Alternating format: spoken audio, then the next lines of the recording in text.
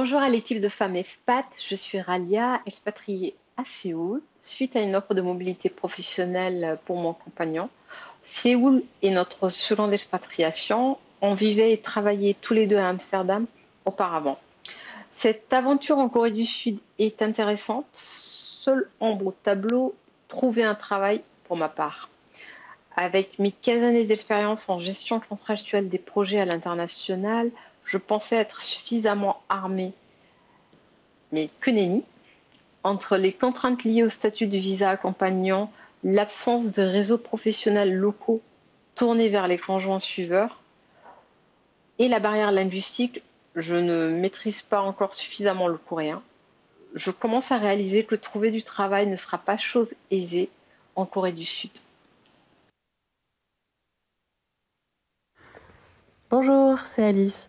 Je suis expatriée. J'ai suivi mon conjoint. J'ai été chercheuse en informatique pendant 6 ans et puis après j'ai fait une pause de 10 ans pour m'occuper de mes enfants et j'aimerais retourner sur le marché du travail. Voilà, mais je ne sais pas comment justifier de cette longue pause professionnelle ni vraiment comment me renseigner sur le marché local. Et est-ce que vous pouvez m'aider dans cette démarche? Voilà, merci.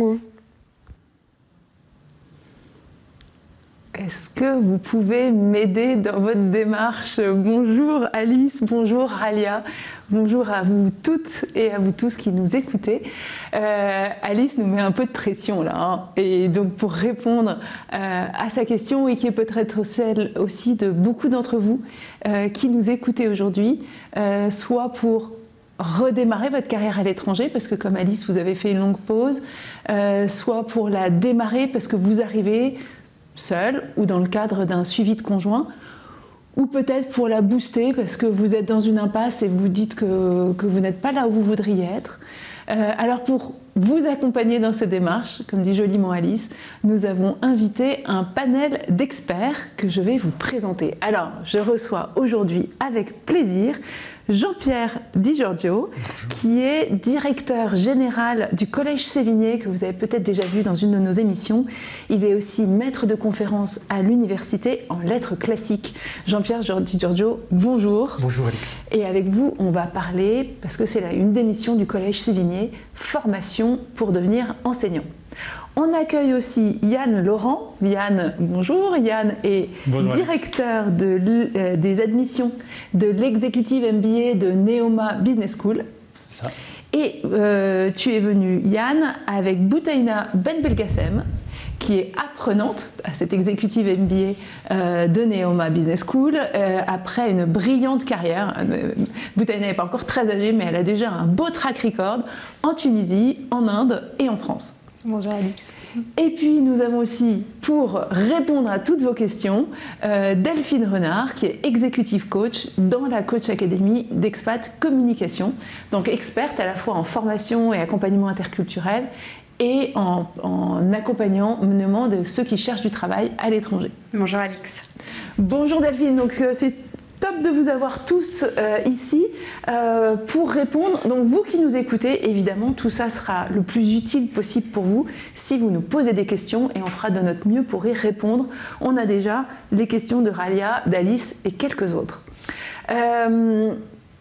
Pour commencer, pourquoi, alors, parce qu'il y en a certainement parmi vous, il y en a toujours qui disent mais alors pourquoi faire une émission spécifique pour les femmes? Et bien pour ça, j'ai un slide à vous montrer qui montre l'évolution du niveau de morale. Ça, c'est les sources du baromètre Expat Communication. Évolution du niveau de morale des expatriés en fonction de leur persona, c'est-à-dire de leur statut. Parce que si je vous dis, pour commencer, que le niveau de morale des hommes en expatriation est à 73 sur 100, que celui des femmes est à 68, vous allez peut-être réagir en disant « bah oui, mais les femmes, ça va toujours moins bien ». Pas du tout. Les femmes en expatriation vont moins bien parce que les femmes en expatriation ont souvent des statuts plus précaires que ceux des hommes. Par exemple, les femmes conjoints d'expat font à peu près un quart de notre panel, un petit peu plus, là où les femmes ou les hommes conjoints conjoints expatriés, eux représentent moins de 3% du panel. Vous voyez le rapport, beaucoup plus d'hommes qui ont un statut de collaborateur, beaucoup plus de femmes qui ont un statut de conjoint, beaucoup plus de femmes qui ont un statut d'aventurier ou qui sont parties de leur propre initiative. Or, regardez là sur ce graphe quels sont les niveaux de morale en fonction du statut. Vous voyez que dans ces statuts conjoints, aventuriers et autres, où les femmes sont surreprésentées, le niveau de morale est plus bas. Et même si on regarde dans un même statut qui est celui des conjoints expatriés et qu'on compare les hommes et les femmes ont un meilleur moral. Voilà. Donc ce n'est pas une question de genre, c'est une question de rôle. Et notre mission aujourd'hui, avec vous tous, si vous en êtes d'accord, ça va être de donner des clés pour aider ces femmes qui sont dans des situations qui ne leur conviennent pas dans leur carrière aujourd'hui, à rebondir pour réussir mieux, non seulement leur carrière, mais aussi leur expatriation, parce que si on n'est pas bien dans sa carrière, on n'est pas bien dans son expat non plus. Donc, première question que je vais poser, ça sera pour Delphine. Delphine, déjà, avant de partir, bon, une fois qu'on est sur place, c'est un peu tard, mais avant de partir, pour celles parmi vous qui ne sont pas encore parties, quelles sont les questions à se poser pour être sûr que l'expatriation ne soit pas un piège sur le plan professionnel ? La première question, c'est avant tout de savoir si je démissionne. En fait, est-ce que je vais pouvoir conserver mon job ou est-ce qu'il vaut mieux que je démissionne ? En fait, l'expatriation, c'est un choix de vie avant d'être un choix de carrière. Et professionnellement, ça peut être une prise de risque.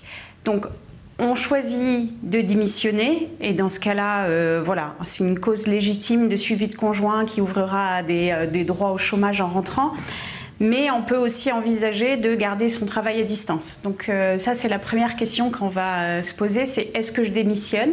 Est-ce que je garde mon travail en France ou est-ce que je pars sur autre chose ? Ensuite, il y aura le sujet du visa. Est-ce que j'ai un problème de visa ? Est-ce que j'ai le droit de travailler dans mon pays d'accueil ou pas ? Si j'ai pas le droit, si j'ai pas de visa, ben, c'est réglé, ça va être compromis, mais pas condamné. On peut toujours éventuellement faire du bénévolat et faire des choses qui professionnellement vous apporteront quelque chose par la suite. Si on est originaire de l'Union européenne, qu'on reste en Union européenne, il n'y a pas de problème de visa. Le tout est de savoir quel est mon statut de conjoint. Est-ce que je suis mariée ou pas ? Si je suis mariée globalement dans la totalité des pays, dans ce cas-là, il n'y a pas de sujet. Mais si je suis pacsée en concubinage, en mariage homosexuel, il y a des pays qui ne reconnaissent pas ce statut, donc c'est un vrai sujet.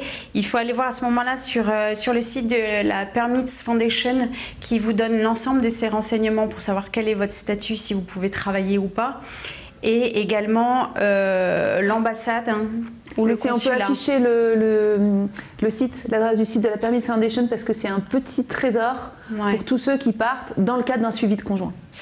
Ensuite, il y a la question du diplôme. Est-ce que mon diplôme est reconnu dans le pays d'accueil ?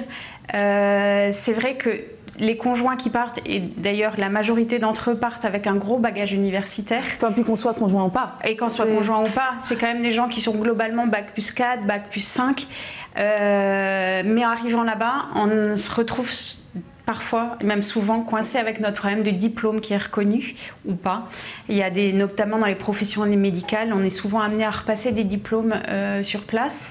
Donc pensez à partir avec vos diplômes, avec tous vos papiers importants, en les ayant fait traduire et puis avec une copie certifiée conforme pour pouvoir les présenter là-bas et essayer d'avancer sur cette question de diplôme.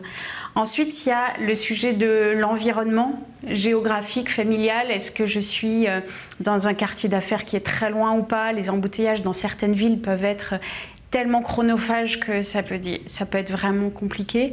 Familialement, est-ce que si on est deux à travailler et à avoir des heures à rallonge, est-ce que c'est vraiment ça qu'on a envie de vivre en expatriation ? Il faut juste se poser la question. La barrière de la langue, comme nous disait Raïla, si je ne parle pas la langue à Hong Kong aujourd'hui, si on ne parle pas chinois, ça quand même commence à devenir rédhibitoire. À Bruxelles, il faut parler le flamand. Enfin, il y a plein de pays où on peut parler anglais, mais il y en a d'autres où il faut quand même parler la langue locale. Mes compétences, est-ce qu'elles sont en adéquation avec le marché local ou pas? Si je suis œnologue et que je pars en Arabie Saoudite, ça va être quand même compliqué. Et la dernière chose, c'est une bonne connaissance du marché local. Voilà, est-ce que c'est un marché qui est sinistré, où il y a une bonne conjoncture? Est-ce qu'il y a une préférence nationale? Est-ce que j'ai les codes pour rentrer sur ce marché local? En fait, c'est l'ensemble de ces questions qu'il faut vraiment se poser avant de partir, bien sûr, et puis en arrivant sur place. Bon, donc on voit que c'est relativement technique et on va être là pour ça. 2 ressources qui peuvent être utiles pour vous déjà à ce stade. La première, c'est le site du Sandex, parce qu'on parlait d'émissions légitimes, donc très important, ça sur le site Femmes Expat, vous trouvez des formulaires de démission légitime pour être sûr que votre démission soit reconnue par France Travail, donc le nouveau nom de Pôle emploi, à votre retour. Et puis, France Travail, une démission légitime, le Syndex, parce que figurez-vous que si jamais vous faites un suivi de conjoint et que vous travaillez tous les deux pour des entreprises signataires de cette convention, donc qui regroupe maintenant vraiment la plupart des très grands groupes français, vous pourrez bénéficier d'un congé sans solde pendant votre période d'expatriation et retrouver votre job plus facilement. Donc ça, c'est intéressant de connaître cette ressource du Syndex. Autre ressource intéressante, cette fois-ci sur le site Femmes Expat, 2 guides qui peuvent vous aider dans votre recherche d'emploi, enfin votre parcours de carrière. Le guide de la carrière à l'international et le guide de la femme en expatriation. Donc 2 guides à regarder, vous les trouvez sur le site Femmes Expat. Peut-être qu'il y en a parmi vous qui ne sont pas encore partis et qui se disent ouais, bon, en fait, si jamais, un peu comme Raïla au début, ça va, j'ai quand même une belle carrière et ça ne va pas être si compliqué. Je vais me tourner vers Boutaïna. En disant Boutaïna, donc toi tu as été expat, enfin toi tu avais un beau track record quand tu es arrivée en France, qui était donc le 3e pays où tu habitais. Ouais. Est-ce que c'était facile de trouver un job? Qu'est-ce qui a pu te compliquer la tâche? Alors d'abord, quand on arrive dans un nouveau pays, souvent il y a les premières difficultés. On arrive, on est submergé avec plusieurs informations et on commence à voir les difficultés, que ce soit pour le logement, pour trouver la stabilité, pour trouver le job. Mais ce qui est intéressant, c'est qu'on a un système de résilience naturelle. Et on commence à chercher des moyens pour s'adapter et s'en sortir. Et une de solutions que j'ai trouvées pour moi, c'était ma formation actuelle, l'Executive MBA, pour assurer vraiment mon intégration dans le marché français. Donc toi, ça a été ce chemin ouais. via le fait de reprendre une formation. On verra que ça fait partie de nombreuses stratégies. Et là, je renvoie le ballon à Delphine. Dire Delphine, il y en a parmi ceux qui nous regardent qui sont peut-être très perdus en disant je ne sais pas trop par quel bout prendre le problème au tout début. Qu'est-ce que tu nous conseillerais comme vue d'ensemble?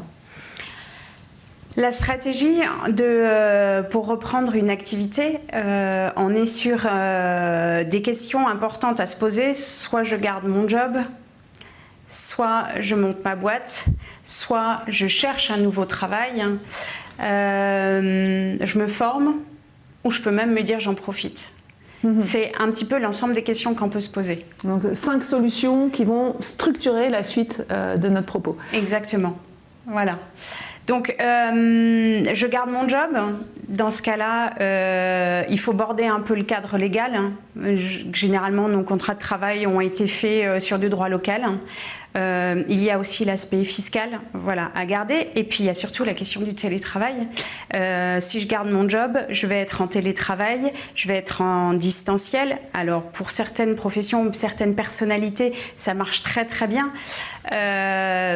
J'y mettrai quand même juste un bémol dans cette question du télétravail, qui est notamment l'intégration dans les équipes, le sentiment de solitude, l'isolement. On coupe plus, en fait, on n'arrête plus, et puis on se prive d'expériences interculturelles en étant sur place. Mais ça permet de sécuriser un peu son parcours professionnel et puis une rémunération qui peut être aussi importante.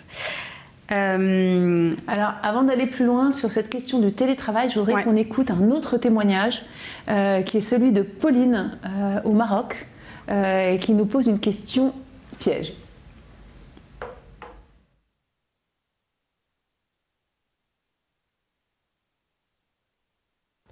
Je m'appelle Pauline et je suis expatriée au Maroc, à Rabat.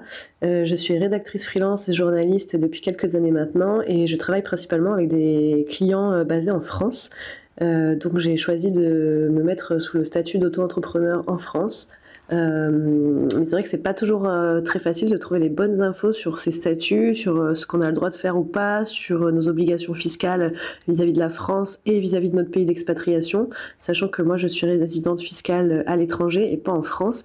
J'ai eu un peu de mal à savoir ce que je devais faire au niveau de mes impôts. J'ai essayé de me renseigner un peu sur internet, en essayant d'échanger avec d'autres personnes dans ma situation, mais en fait j'ai l'impression qu'on est tous un peu perdus par rapport à ça. Donc voilà, c'est pas toujours facile quand on rentre pas dans les cases qui sont prévus, on va dire. Et voilà, donc aujourd'hui j'y vois un peu plus clair, mais j'ai encore pas mal de questions et d'ailleurs je serais vraiment intéressée d'en savoir plus s'il y avait vraiment des personnes qui étaient capables de nous répondre de manière personnalisée. Alors, merci Pauline, c'est la question piège, parce que ça fait des années qu'on travaille sur cette question chez Expat Communication et avec notre site en ligne Femmes Expat. Donc, pour te répondre, Pauline, on a appelé la direction des Français de l'étranger au ministère des Affaires étrangères, qui a pris ton sujet. Figure-toi, je pense, Pauline, que tu vas faire bouger les lignes. Parce qu'on a eu une réponse succincte du ministère et surtout, ils se sont saisis du sujet qui a déjà été évoqué à plusieurs reprises. Mais là, je pense qu'il y a toujours un moment pour les solutions et que ce moment est arrivé. Le ministère prend le problème, va en discuter avec Bercy et nous fera une réponse plus solide. Mais déjà, ce que je peux te dire, c'est que, et donc c'est information direction des Français de l'étranger, cette situation qui est ultra classique, des gens qui sont en télétravail, soit avec un statut d'auto-entrepreneur, soit parce qu'ils ont gardé leur emploi, doit se décomposer de deux façons. Les obligations vis-à-vis de la France et les obligations vis-à-vis du pays d'accueil. Vis-à-vis de la France, c'est relativement simple, quel que soit ton lieu d'imposition. Si tu déclares ton activité en France, pour le statut d'auto-entrepreneur en tout cas, tu payes tes charges auprès de l'URSSAF. Et comme ça, tu es quitte vis-à-vis de la France. Vis-à-vis du pays d'accueil, il y a deux questions. La première, c'est est-ce que j'ai le droit de travailler ? Et ça, comme le disait Delphine tout à l'heure, ça n'est pas si évident. Et donc, soit j'ai le droit de travailler et c'est facile, par exemple, je suis dans un pays de l'Union européenne, la question ne se pose pas. Soit je suis dans une zone grise parce que je n'ai pas le droit de travailler, mais je travaille qu'avec des clients français. Auquel cas, jamais vous nous ferez dire quelque chose de clair sur une zone grise. Voilà. Ça, c'est la première question, est-ce que j'ai le droit de travailler ? Et deuxième question qui va un peu avec, c'est celle que tu poses, Pauline. Est-ce que je dois payer des impôts ? Et ça dépend de savoir si j'ai une convention bilatérale, une convention fiscale bilatérale entre les deux pays. Si ce n'est pas le cas, ça dépend du régime du pays. Donc ça, c'est à voir localement parce qu'il y aura autant de réponses que de pays. Voilà ce que je peux dire aujourd'hui. Et puis, on mettra sur notre site Femmes Expat rapidement une réponse plus détaillée là-dessus. Mais merci beaucoup d'avoir mis le doigt sur ce point hyper complexe pour lequel, comme tu l'as bien remarqué, la réponse est en cours d'écriture parce que c'est des réalités nouvelles en fait. Ça, c'est les enjeux si jamais on garde son job. Maintenant, mettons qu'on veuille monter son entreprise, parce que c'est souvent quand on n'a rien, quand une solution simple. Et là, j'ai une question pour Yann. Yann, est-ce qu'on peut tous monter une boîte ? Ou est-ce que, parce que si on a les bons outils, ou est-ce que c'est quand même réservé à certaines personnes ? Non, écoute, vous l'avez déjà très bien résumé, hein, c'est-à-dire que même pour conserver un travail quand on est expatrié, c'est déjà relativement assez complexe, hein, il y a vraiment un parcours du combattant. En France, quand on veut créer son entreprise, c'est la même chose. À l'étranger, bien évidemment, je pense que, alors je suis peut-être sûrement mal placé pour être expert, pour pouvoir répondre, mais en tout cas, ce qui est sûr, c'est que pour pouvoir monter son entreprise, il ne s'agit pas uniquement, entrepreneur, c'est pas uniquement vouloir créer une entreprise, mais c'est surtout pouvoir s'adapter au changement. Et ça, je pense qu'aujourd'hui, les femmes qui sont en expatriation l'ont très bien compris, de rester motivées, quelles que soient les contraintes sur lesquelles elles vont devoir faire face. Et bien entendu, en effet, comme tu l'as dit, Alix, très justement, avoir les bons outils. Alors Alors les bons outils, bien sûr, il y a ceux qu'on connaît. Alors peut-être que tu les as pas cités, mais il y a aussi un site en France sur lequel tout le monde peut avoir accès et avoir des renseignements sur la BPI France.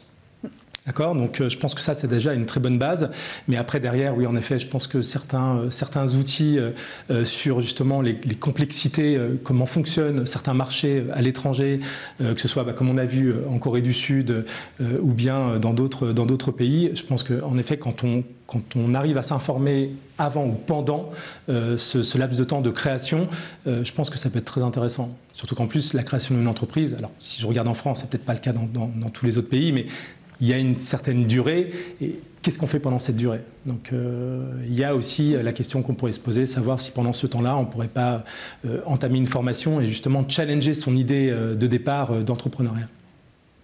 Merci beaucoup.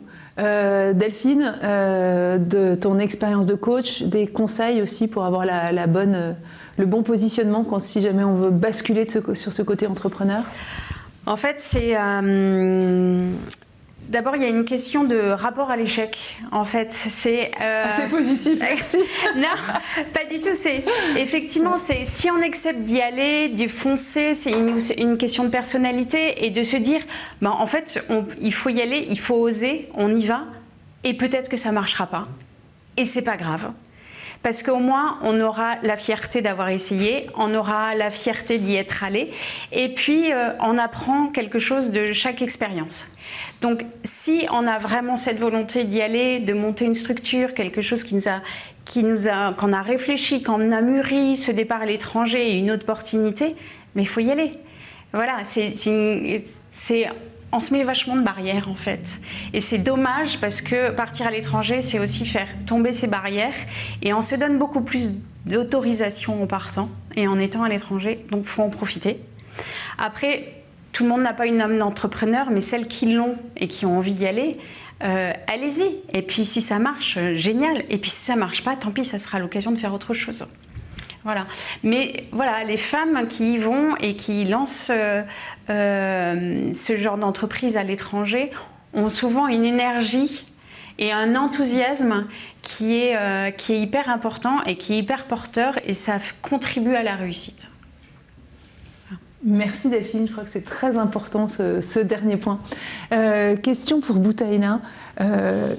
Si jamais on te disait, tu vois, pour illustrer ça, est-ce que tout le monde peut lancer sa boîte ou pas? Sondage éclair, micro-trottoir. Est-ce que toi, tu te sentirais capable de créer ton entreprise en France quand tu auras fini ton école?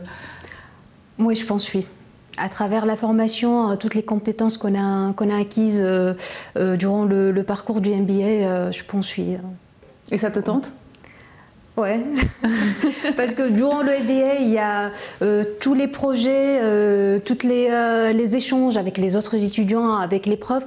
Et là, on commence à comprendre le marché, les enjeux business et on commence à développer des idées. Super, merci beaucoup. Et je rajouterais qu'en plus, créer son entreprise, bon c'est dur, hein, forcément c'est un parcours du combattant, mais quand on le fait à l'étranger, ce point essentiel de Delphine, quand on n'est pas chez soi, on peut avoir des ressources, une énergie, une absence de barrières différentes parce qu'on n'a pas les barrières qu'on se serait mis dans notre propre pays. Mais c'est aussi une façon extraordinaire de rencontrer le pays dans lequel on vit et de le découvrir par un aspect auquel on n'aurait pas accès autrement. Donc voilà, ça, un petit point, un petit caillou en plus dans la balance de la création d'entreprise. Et la question du réseau aussi, elle est hyper importante sur ces sujets-là. Quand on se lance et qu'on veut monter, on a besoin des autres. On a besoin d'aller chercher des soutiens, de rencontrer les gens. Donc c'est une opportunité d'aller à la rencontre de l'autre. C'est aussi l'opportunité de se créer un réseau qui est crucial. Réseau crucial. Et comment est-ce qu'on peut identifier les réseaux qui peuvent nous soutenir pour monter sa boîte à l'étranger? Yann parlait de la BPI tout à l'heure. Oui, et il y a, alors très bien, c'est bien que tu rebondisses dessus parce que justement je voulais en parler hein, du réseau et notamment alors quand on fait une formation et quand tu fais une formation justement au sein de Neoma, tu fais partie d'un groupe d'alumni. Aujourd'hui, on est quand même plus de 76 000 à travers le monde, dispatchés dans 120 pays. Donc je pense que ça aussi, ça peut être une première étape. Alors bien entendu, c'est pas une carte magique qui te permet d'accéder tout de suite à la bonne personne, mais au moins de pouvoir échanger et surtout que quand tu es expatrié et quand tu as créé ton entreprise, tu fais partie du réseau Alumni et que tu es à l'étranger, il y a vraiment une communauté qui est quand même assez forte et qui se soutiennent. Donc en fait, oui, pour moi, le réseau est ultra important, mais le réseau est ultra important pour quoi qu'on fasse dans le business, dans la vie. Création d'entreprise, vous recherchez un job. Tout à fait. Et j'en profite pour souligner qu'on parle réseau de Neoma, il y a beaucoup de villes où finalement il n'y a pas suffisamment d'alumni dans cette ville pour créer un réseau par école, et que dans beaucoup de villes, les diplômés des écoles de commerce françaises se regroupent. C'est ça. Sous forme de soirées, des thèmes qui sont... Et quand on monte sa boîte, quand on cherche un job, vraiment ne vous privez pas de ces réseaux. Mais Delphine, je crois que tu avais d'autres réseaux aussi. Oui, il y a les chambres de commerce, les missions économiques des consulats, les réseaux d'entrepreneurs français à l'étranger, les réseaux féminins. On parle des femmes ici. Il y a quand même beaucoup de pays où il y a des réseaux féminins. Il y a LinkedIn aussi, c'est un moyen effectivement de se faire connaître, d'aller chercher des réseaux comme ça où on peut, à travers le monde, trouver des contacts pour développer un petit peu son réseau. Pour ceux qui peuvent aller sur le site Femmes Expat, vous avez de nombreux listings de réseaux pour soutenir les entrepreneurs français à l'étranger, beaucoup de ressources aussi. Et surtout, ne vous en privez pas. S'il y a une chose, c'est qu'on ne peut pas réussir un parcours d'entrepreneur seul. Parce que tu disais, un entrepreneur, c'est quelqu'un qui accepte le risque, qui voit des opportunités là où les autres n'en voient pas. Mais c'est surtout quelqu'un qui sait bien s'entourer, parce que, surtout à l'étranger, c'est évident il nous manque plein de choses pour réussir cette aventure. Et donc, il faut aller chercher les informations chez ceux qui les ont. Alix, si tu peux me permettre de juste rajouter concernant le réseau, c'est vrai que c'est bien de le travailler pas quand on en a besoin, mais de le travailler avant son départ surtout, d'accord ? Donc je pense que si on peut donner un conseil, avant de partir en expatriation, peut-être déjà se renseigner sur des réseaux peut-être qui existent d'expats du pays dans lequel on veut aller, pour pouvoir créer du lien, parce que ce qui fait la différence, ça va être vraiment le lien humain en fait qui va être tissé dans le réseau. Et après, vous qui nous écoutez, vous êtes toutes différentes. Et peut-être que vous ne vous sentirez pas du tout concernées par mes propos. Néanmoins, dans les femmes qu'on accompagne chez Expat Communication, on en voit souvent qui ne se sentent pas légitimes dans ces réseaux. Oui, d'accord, il y a les réseaux des écoles de commerce, mais il n'y a que des gars d'HEC et d'ESSEC. Moi, j'étais à l'école, alors je sais pas quoi. Il y en a plein de toutes les écoles. Les French Founders, c'est que pour ceux qui ont monté des super projets, qui ont passé le cap du million. Non. La chambre de commerce, c'est pas fait pour ceux qui cherchent du travail. Ça dépend. Là-dessus, je suis plus nuancée. Mais si vous avez un projet entrepreneurial, vous avez votre place à la chambre de commerce. Voilà. Ne nous laissons, je vais passer vite là-dessus, mais ne nous laissons pas prendre par ce piège de se sentir moins légitimes que d'autres qui ne le sont pas plus que nous. Ça, c'est rapidement pour ceux qui vont créer leur entreprise. Après, la plus grande partie des femmes à l'étranger qui veulent travailler, plus de 70%, ce qu'elles vont faire, c'est qu'elles vont chercher du travail de façon classique. Et là, Delphine, quand on arrive à l'étranger et qu'on cherche du travail, quelles sont la bonne attitude pour prendre le problème par le bon bout? On revient sur la question du réseau. Le réseau est fondamental. Là, ça peut être du réseau virtuel. Tout à l'heure, je parlais de LinkedIn. Mais le présentiel, aller à la rencontre des gens, c'est quand même dans le monde entier ce qu'il y a de plus efficace. Et une fois qu'on a rencontré une personne, on tisse un peu sa toile d'araignée. Une personne va nous en présenter une autre, puis une autre. L'objectif serait presque de se dire, bon, je rencontre une personne et à la fin du rendez-vous, j'aimerais bien qu'il me donne 2 autres noms. Et fur et à mesure, comme ça, on arrive à tisser, ne serait-ce que par un café, par une alliance française, des choses, on ne sait pas ce que ça va donner. Donc il faut y aller, il faut se rendre visible, hein. Il faut occuper le terrain, il faut parler de son projet. Souvent, on garde un peu les choses pour soi, mais en fait, non, il faut le dire parce qu'il faut communiquer autour de ça. Donc le réseau est hyper important. Ensuite, il y a les candidatures spontanées, les petites annonces, les chasseurs de tête, mais ça vient bien loin après le réseau qui est quand même le point le plus important qui nous aidera à trouver un job. Et peut y avoir ce petit moment de solitude un peu au départ, de se dire je recommence à zéro. Néanmoins, si on a anticipé les choses, si on a préparé son départ, si on a essayé de contacter des gens avant, ça peut nous aider. Et puis, rencontrer une personne va permettre de nous mettre déjà en avant dans un nouvel environnement, une nouvelle façon de faire, une nouvelle façon de chercher du travail dans ce nouveau pays, qu'on n'a peut-être pas forcément les codes, et c'est en rencontrant les gens qu'on aura les codes. Et puis, il ne faut pas se cantonner aux multinationales. Voilà, parfois, on arrive dans un pays, on veut absolument dire je veux telle boîte, des grosses boîtes du CAC 40. Et en fait, il y a tout un réseau d'entreprises locales, de PME qui seront hyper contents d'avoir un étranger pour venir renforcer leurs équipes. Donc, il faut aussi viser un peu plus large que ce qu'on avait au départ en tête. On parle aussi souvent de l'idée de chercher un point de jonction entre ce que j'ai envie de faire, ce que je sais faire, ce que le marché recherche. Ouais. Comment est-ce qu'on peut avancer là-dedans ? En fait, c'est d'abord définir, prendre un temps de réflexion, de connaissance de soi, de qui on est, de quelle est notre personnalité, ce qu'on aime faire, nos envies, nos besoins, relire un petit peu son parcours. Ça, c'est la première chose. Ensuite, il faut essayer de voir le marché local aussi, ce qui est possible de faire ou pas. Et puis, pour rester dans la réalité, parce que l'idée, c'est pas non plus de rester dans nos rêves, je rêve d'être un architecte alors que j'en ai pas les compétences et qu'en plus, il n'y a pas de marché, ça n'a pas de sens. C'est venir effectivement travailler dans cette interaction, en fait, de mon authenticité, de qui je suis, de la faisabilité et de la réalité du marché.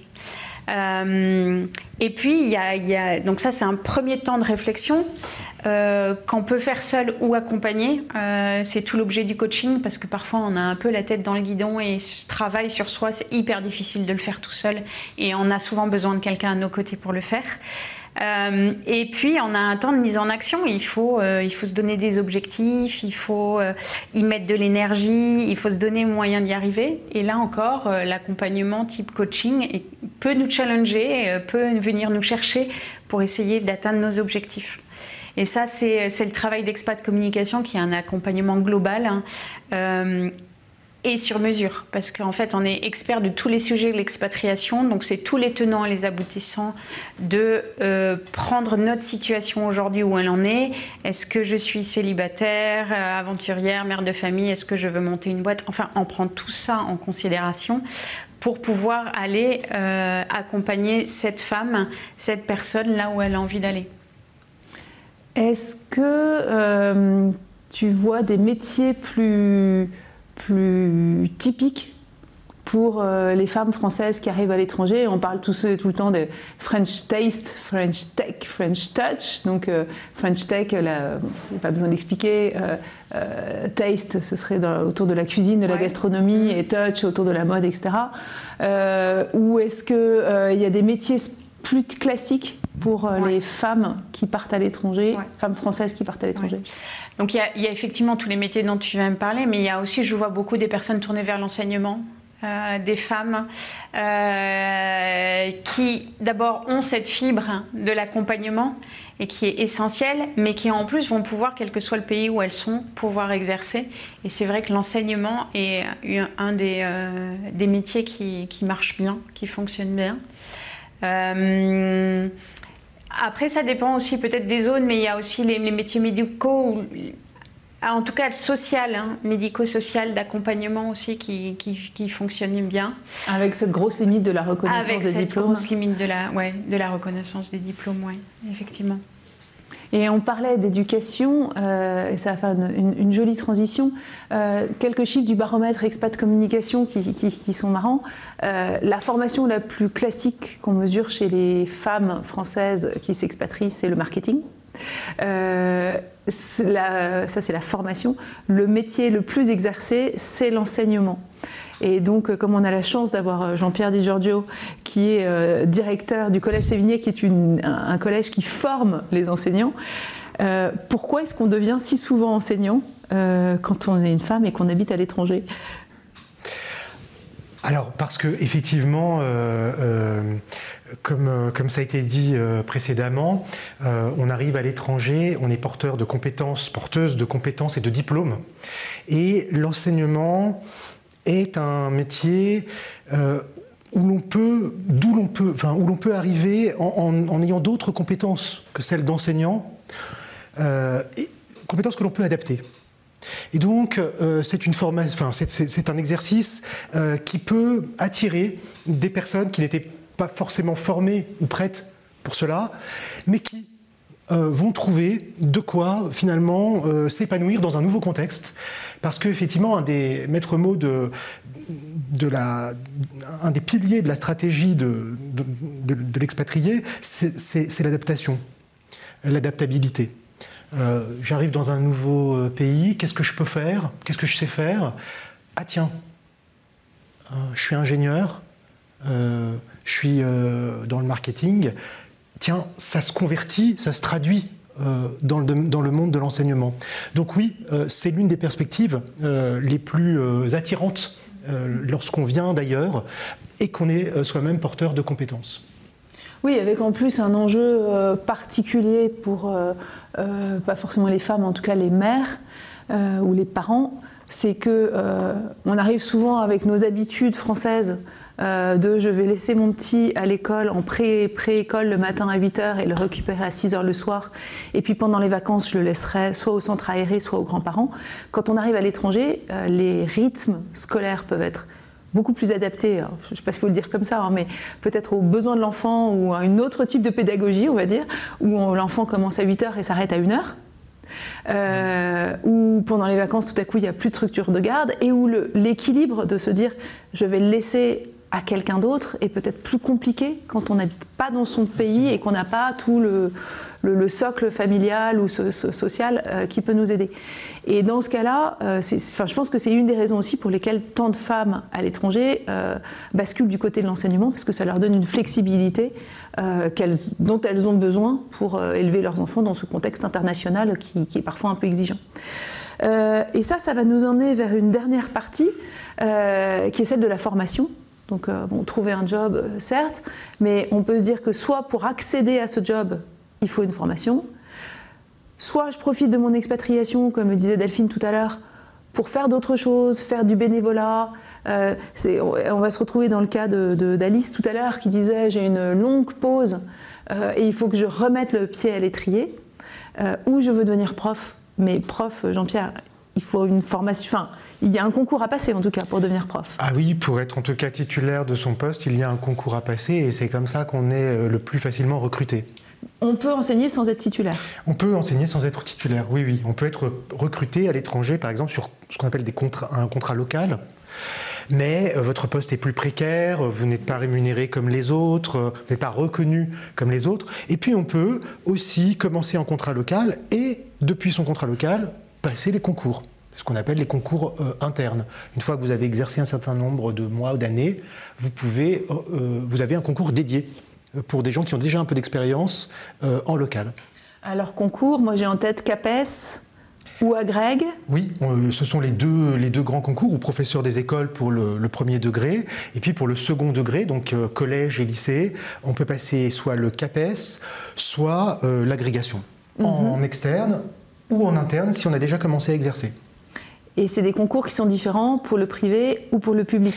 Oui, ce sont les mêmes épreuves pour enseigner dans un établissement public ou dans un établissement privé. En revanche, il faut choisir à l'inscription, si vous optez pour le public ou si vous optez pour le privé, le nombre de places est différent. Et donc, et les contraintes seront différentes et vous ne pourrez pas changer. C'est-à-dire que si vous êtes titulaire d'un CAPES du public, vous êtes affecté dans un établissement public. Et question qui fâche, quel est le taux de réussite à ces examens? Alors le taux de réussite, ça dépend vraiment des matières. Certaines matières sont clairement déficitaires. Donc le taux de réussite peut être assez important. En mathématiques, physique, par exemple, il est assez important. Et donc on recrute même avec je ne devrais pas dire ça, mais je le dis quand même avec des notes un peu basses. Après, c'est moins vrai à l'agrégation. Vous passez une agrégation de lettres, vous avez des concurrents, le taux peut être extrêmement bas. Alors, l'éducation nationale fait tout pour le rendre pas trop sévère, parce que c'est pas à la mode, n'empêche qu'on descend en dessous de la barre des 20%. En dessous des 20% pour une agrégation de lettres, par exemple. Et pour un CAPES d'histoire, vous auriez une idée? Pour un CAPES d'histoire, c'est très sélectif aussi, parce qu'il n'y a pas beaucoup de place. Encore en lettres, on recherche beaucoup de professeurs. Au CAPES, le nombre de places est limité. Et donc, la sélection peut être également tout à fait drastique. Et alors, on parlait formation. Donc, le Collège Sévigné propose des formations pour réussir ces concours. Oui, le Collège Sévigné, donc c'est une institution privée, mais qui s'est... alors le mot collège ne doit pas tromper, c'est bien un établissement d'enseignement supérieur qui en fait a été conçu à l'origine pour permettre aux jeunes femmes justement d'avoir un métier en France, quand ça n'était pas si acquis que cela. Qu'elles en aient un. Donc on est à la fin du 19e. Et oui, on a permis à ces jeunes femmes de préparer ces concours de l'enseignement comme les préparaient les hommes, pour qu'elles puissent à leur tour enseigner dans les lycées où les femmes étaient désormais admises. Mais ça, c'est en France. Mais ça, nous, on parle aux expats. Et aux expatriés, aujourd'hui, nous proposons des formations qui sont en distanciel. Donc depuis assez longtemps, bon, d'abord avec des versions papier, et puis maintenant, évidemment, avec des systèmes de visioconférence qui permettent, en fait, de suivre des cours d'agrégation, de CAPES, à n'importe quel endroit du globe. Ouais, et ça, moi, pour avoir vu beaucoup de femmes expatriées passer une première fois le CAPES en touriste, en se disant on verra bien si je l'ai, puis une deuxième fois en ayant mis toute leur énergie et tout leur cœur et le rater, on gagne du temps avec ces formations. On gagne beaucoup de temps parce que l'essentiel de la formation, enfin le cœur de la formation, c'est d'abord d'apprendre à se positionner pour un concours. Un concours, ça se prépare en très peu de temps.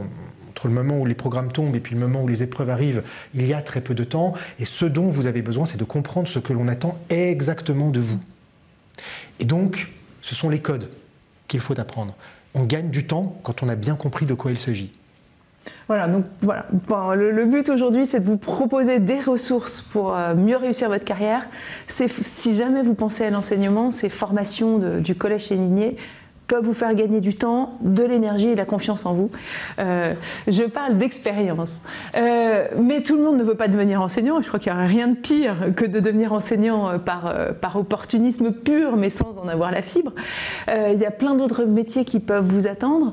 Plein de formations, évidemment. Et dans notre guide de la carrière à l'international, on évoque plein de formations en ligne, en présentiel, avec les avantages et les inconvénients de chacune. Là, il y a la question du MBA aussi. Il y a le rang qui peut être un bon marchepied, soit quand on a arrêté de travailler depuis un moment, soit quand on a l'impression de s'être un peu enlisé dans sa carrière. Tout à fait, c'est exactement ça, Alix. Après, je préfère être franc. L'executive MBA, déjà, c'est pas une carte magique. Donc, c'est-à-dire que c'est un projet qui se prépare. Un executive MBA, on va en faire un seul dans sa vie. C'est un investissement qu'on fait sur soi. Et je pense qu'une fois qu'on a commencé à passer le pas et à réfléchir à ce que peut apporter cet executive MBA dans sa vie professionnelle, oui, ça peut être un excellent choix de formation. Maintenant, en effet, il y a différentes, comme tu sais, là, merci de nous avoir invités, mais on n'est pas la seule école. Mais afin d'être un peu plus clair peut-être sur le marché de l'executive MBA et l'histoire de désacraliser aussi ce que c'est. On parle souvent de triple accréditation. Donc j'en parlais aussi tout à l'heure. Oui, je sais, triple accréditation, ça fait triple couronne, c'est tout de suite un peu technique, mais voilà, il y a une accréditation pour l'executive MBA qui est très importante, qui est AMBA, qui est reconnue mondialement et qui classe en fait toutes les écoles de commerce. Donc là, c'est pour toutes les femmes qui souhaitent justement se renseigner. Donc AMBA apporte, on va dire, la qualité pédagogique à toutes les écoles qui sont accréditées. Donc très important de choisir en bas. Et une fois qu'on a cette information, c'est pas tant de savoir ce que vous allez apprendre, parce que dans quasiment, on va dire, le top 10 des écoles en France, voire même dans le top 50 des écoles de commerce dans le monde qui font cet executive MBA, la pédagogie, la qualité de la pédagogie est assez similaire. En fait, la question, c'est pas trop savoir qu'est-ce qu'on va y apprendre, mais surtout comment on va l'apprendre. Et c'est là où c'est très important, parce que nous, les valeurs que l'on défend pour Neoma, qui est beaucoup plus basée sur l'innovation, sur la partie expérience humaine, ne peut pas plaire à tout le monde, mais si elle peut convenir à certains candidats, en effet, oui, là, si je parle pour Neoma, une formation, de faire un executive MBA peut être un tremplin et bien évidemment avoir tous les outils pour pouvoir ensuite aller défendre soit son projet entrepreneurial, soit pour aller rechercher les bonnes connexions et surtout avoir, vous savez, un executive MBA, en fait, c'est un peu comme la première question que tu m'as posée, tout le monde peut en faire un. Tout le monde est capable d'accéder à un executive MBA. Maintenant, c'est quelle est ta capacité à toi, à te motiver jusqu'au bout, à avoir un plan, parce qu'en fait, c'est pas une fois que tu es diplômé que tu commences à actionner. C'est avant et pendant que tu fais l'executive MBA. Donc, quand tu as ce mindset, en fait, tu pars gagnant-gagnant. Tu vas monter en compétences et en force, et à la fin, je peux t'assurer que tu vas devenir une machine. Enfin, moi, je ne sais pas pour la viser, mais j'en ai une à côté de moi. Quand elle a commencé, elle avait ses doutes. Aujourd'hui, tu vois, elle parle d'entrepreneuriat et justement, c'est un peu l'objectif aussi de ce qui est intéressant sur Neoma, c'est que tu as un projet, donc c'est un business model qu'on appelle Capstone, que tu dois remettre à la fin de ton executive MBA, qui est un peu le condensé de tout ce que tu as appris. En gros, on te demande de monter ta boîte, soit de la monter en tant qu'entrepreneur, soit de la monter, si tu es salarié, en tant qu'intrapreneur. Donc, c'est pour ça que c'est très intéressant et c'est pour ça que tu vois l'évolution des personnes qui ont décidé de suivre notre programme. Et donc forcément, je vais voir. Alors, Boutaina, déjà, souvent les femmes qu'on croise ne se sentent pas légitimes pour faire un executive MBA en disant bon, ça c'est pour les gens très diplômés ou qui ont très bien réussi. Moi, femme expat, là, j'ai l'impression de ne pas faire partie du club. Est-ce que toi, c'est une question que tu as pu te poser ou est-ce que tu as eu d'autres doutes avant de commencer ? Ouais, c'était une des questions que je me suis posée avant de commencer, quand j'ai commencé la réflexion, est-ce que je fais un executive MBA ou pas, et je comprends pourquoi on pose cette question. Parce que souvent, les parcours MBA et executive MBA en particulier sont perçus comme réservés à une certaine classe d'élite pour des personnes, des dirigeants qui ont des parcours brillants. Mais je pense, là, quand on commence cette réflexion pour prendre la décision, est-ce qu'on y va, non, la question la plus pertinente, c'est à qui s'adresse l'executive MBA et qu'est-ce que ça pourrait m'apporter, comment je pourrais progresser à travers cette formation. Parce que ce n'est pas une question de statut actuel, qu'est-ce que je fais actuellement, mais plutôt c'est une question de motivation, de volonté de progresser. Pour moi qui travaille, j'ai l'impression que le monde va très très vite, que même en travaillant, on est rapidement dépassé. Tous ces changements de paradigme dont on entend parler tout le temps, l'intelligence artificielle, la digitalisation, c'est juste une évidence, mais même dans cette digitalisation, il y a des ruptures en permanence. Est-ce que ça, c'est des sujets qu'on couvre pendant le MBA ? Alors c'est même des sujets qui sont juste primordiaux. Alors ça l'était depuis de nombreuses années, mais ça l'est encore plus récemment. Donc en effet, oui, c'est des sujets sur l'innovation, sur la big data. Il y a des voyages qui sont organisés aussi à l'étranger de manière à pouvoir prendre un peu le rythme business de chaque pays, les contraintes, savoir comment ils ont pu régler certaines problématiques par l'innovation. Donc tout ça, oui, en effet, c'est ce qu'on apprend, mais ça va au-delà en fait. Vraiment, une formation exécutive MBA forme les leaders, mais c'est un leader aujourd'hui, c'est pas quelqu'un qui dirige une équipe, c'est quelqu'un qui inspire le changement, c'est quelqu'un qui accompagne et surtout qui dirige avec empathie. Ça, c'est ce qui a appris durant l'executive MBA. Question sur les coûts. J'imagine que c'est toujours des formations qui, quand on n'a pas l'habitude de ces structures, sont très chères. Sans demander même déjà là le coût, quels sont les types de financement qu'on peut trouver pour financer cette scolarité? Alors le premier financement que je peux te dire, c'est notamment les financements que les bourses que l'école Neoma peuvent attribuer. Donc on verra alors spécifiquement pour notamment notre réunion pour les femmes qui nous écoutent et qui sont intéressées. Bien entendu, je pense qu'on pourrait justement profiter justement d'une certaine bourse. Après, il y a toutes les aides qu'on peut avoir en France. Alors, si elles sont expats, je ne sais pas quel est le statut. Je ne sais pas si, par exemple, le CPF. Alors, je sais que le CPF pourrait fonctionner. Donc, ça aussi. Voilà. Hein, donc, ça, on peut récupérer aussi le CPF. Et ensuite, tous les prêts, financement. Enfin, ça reste du financement personnel. Donc, il y a des scholarships, il y a le CPF et le reste, financement personnel. Super. Mais la question intéressante, je pense, dans tout ça, aussi bien dans l'intervention de Jean-Pierre Di Giorgio que dans la tienne, c'est vraiment cette idée de, en fait, prendre ma carrière en main et me dire, j'arrête de subir. Et rien que peut-être qu'il y en a, très peu parmi vous qui feront un MBA, mais juste le fait de se positionner là-dessus, de se dire, je suis capable de le faire, ou jusqu'où je voudrais emmener ma carrière, je pense que ça fait du bien. Donc merci pour cette intervention. Tu veux rajouter quelque chose ? Oui, je voulais quand même rajouter, je ne sais pas si dans une partie technique, sur la partie sémantique, il y a la partie MBA et il y a la partie Executive MBA. Executive MBA, ce sont déjà pour ceux qui travaillent. MBA, la plupart du temps, ce sont des full-time. Donc il y a deux types de MBA. Il y a le full-time, donc tu es en présentiel pendant 1 an. La plupart du temps, tu es avec des jeunes étudiants, donc pas forcément adapté pour une moyenne d'âge de 39-40 ans. Et tu as le part-time, qui est en Executive MBA, qui là est pour le coup des personnes, la moyenne d'âge, c'est aux alentours de 39-40. D'ailleurs, Boutaïna est quasiment la plus jeune de sa promo. Mais voilà, c'est quand même important de le préciser, hein, d'accord ? C'est juste par rapport à ça. Avant de répondre à la question sur le CAPES, qui sera une question pour Jean-Pierre Di Giorgio, question à nouveau pour toi, Yann.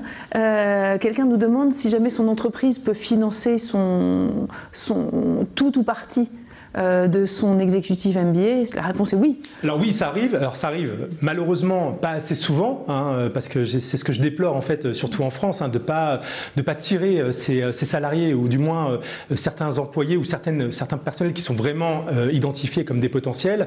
Donc oui, ça existe. Oui, ils peuvent. Après, il y a plusieurs types de participation. Ça peut pas être que du 100%. Ça peut être aussi une partie, ça peut être de les aider sur, par exemple, si tu vas en congé, je te paye comme si tu étais présent, mais je ne t'aide pas plus financièrement. Donc il existe vraiment un tas de possibilités de financement pour l'entreprise. Et on a aussi quand même certains arguments pour un executive MBA. Donc ça aussi c'est intéressant, c'est de savoir que pendant qu'il fait son executive MBA, tout ce qu'il va apprendre, il va pouvoir le mettre dans son entreprise ou dans sa façon de travailler tout de suite, être beaucoup plus efficient. Il y a le projet Capstone, comme je t'ai expliqué, qui permet de traiter un sujet intrapreneurial. Donc ça peut être une problématique qui peut être identifiée avec son management pour pouvoir passer 15 mois sur l'executive MBA, durant son executive MBA, à pouvoir challenger cette idée, à pouvoir justement avoir une idée beaucoup plus concrète et surtout réalisable, parce que l'objectif de ce Capstone, c'est que ce soit rentable et que ce soit réalisable. Donc tout ça, ce sont des arguments qui peuvent aussi aider à donner des arguments pour avoir un financement de son entreprise. Mais oui, la réponse est oui. Merci beaucoup Yann. Et pour celles qui le souhaitent, vous aurez les coordonnées de Yann et vous pourrez échanger avec lui directement ensuite. J'avais donc une question aussi pour Jean-Pierre Di Giorgio, question piège, d'une internaute qui nous dit oui, mais c'est super de passer le CAPES. Enfin, j'imagine qu'elle se dit tout ça à l'étranger, mais il y a la question du stage. Et pour l'instant, ce stage doit se faire obligatoirement en France ? Non, dans les établissements français à l'étranger qui sont homologués, qui ont une structure voisine du public, qui on peut être titulaire du public, on peut effectuer son stage. La difficulté, c'est de bien être affecté dans l'établissement que l'on souhaite. C'est là que, c'est vrai, il y a une difficulté. C'est pourquoi, par exemple, passer les concours internes, c'est-à-dire on a commencé à travailler dans l'établissement à l'étranger qu'on souhaite, on passe le concours, le CAPES interne, et à ce moment-là, il y a des chances que le stage s'effectue exactement dans l'établissement qu'on souhaite. Voilà une information hyper utile pour les aspirants professeurs ou enseignants qui nous écoutent. Merci beaucoup, parce que c'est une question qui revient souvent. Et donc c'était important de la traiter. Et puis pour ceux qui ne passent pas le concours en interne, sachez que de même que chez Femmes Expat, on a des actions assez militantes pour ces questions d'entrepreneurs, d'auto-entrepreneurs de l'étranger. C'est aussi un sujet qu'on aborde souvent avec les élus des Français de l'étranger, et on aura l'occasion de leur en reparler souvent. Donc si jamais vous voulez qu'on argumente des cas spécifiques, n'hésitez pas à nous le dire. On arrive au bout de cette émission. J'espère que ça vous a été utile et qu'on vous a donné des ressources concrètes. Avant de conclure et de vous donner les coordonnées de nos intervenants, si jamais vous voulez les joindre, je voudrais les laisser chacun dire leur mot de la fin. Est-ce qu'on peut peut-être commencer avec la plus jeune, Boutaïna? D'accord. C'est pas sympa. Je vous remercie pour cette invitation. J'étais vraiment ravie et j'espère que j'ai pu apporter quelque chose aux femmes qui cherchent à reprendre leurs études ou se lancer dans une nouvelle aventure. Il y a 1 an et demi, j'étais dans la même situation. Je faisais mes recherches, j'avais besoin d'avoir des témoignages, des personnes qui ont repris leurs études. Et j'espère que ça a été utile pour les femmes qui sont avec nous en ligne. Merci beaucoup, Boutaïna. Yann? Écoutez, déjà merci pour nous avoir accueillis. Je pense que le sujet est vraiment très important et à l'avenir et même là aujourd'hui, on sera vraiment là pour vous aider et vous soutenir toutes, quels que soient les projets que vous pourriez entreprendre. Donc merci encore pour l'invitation. N'hésitez pas, hein, vous qui nous écoutez, même si vous ne ferez pas perdre son temps à Yann en allant discuter avec lui, même si vous ferez un autre MBA que Neoma, même si vous ferez peut-être une autre formation. Profitez de cette occasion de discuter avec lui, je pense que ça peut vous faire avancer. Jean-Pierre, mot de la fin? Moi aussi, je vous remercie de cette invitation.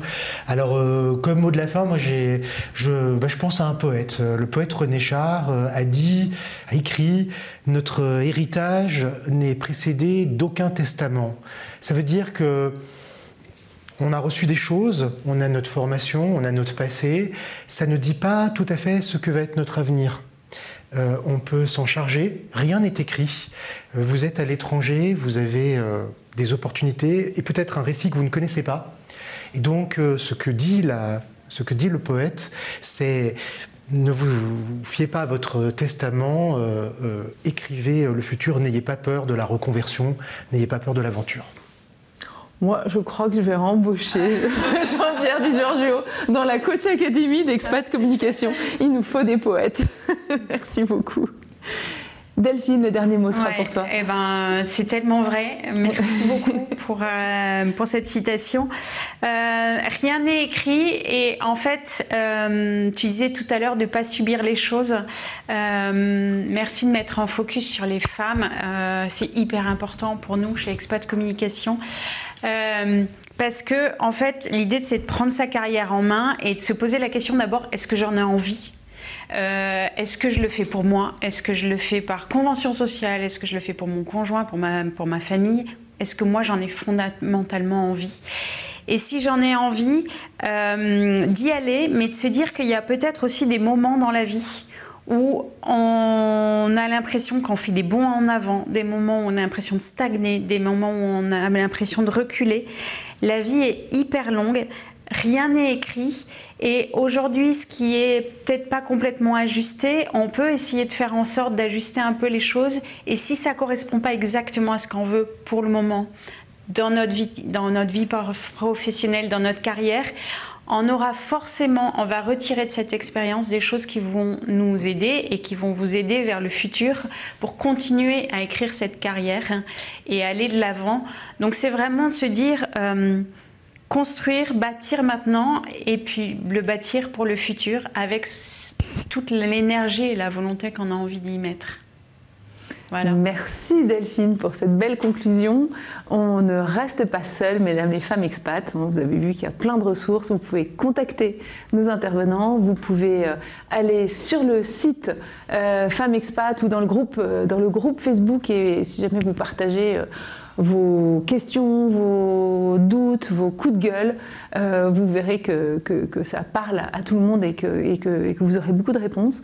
Et je vous propose d'autres rendez-vous, alors plus du tout là sur un aspect recherche d'emploi, mais sur un aspect local et culture locale, si jamais ça peut vous être utile dans votre carrière aussi. Il y a essentiellement des entreprises ou des personnes en poste et ça peut être intéressant pour vous de vous confronter à ce regard. Merci beaucoup de nous avoir écoutés, merci à nos intervenants et à bientôt à tous.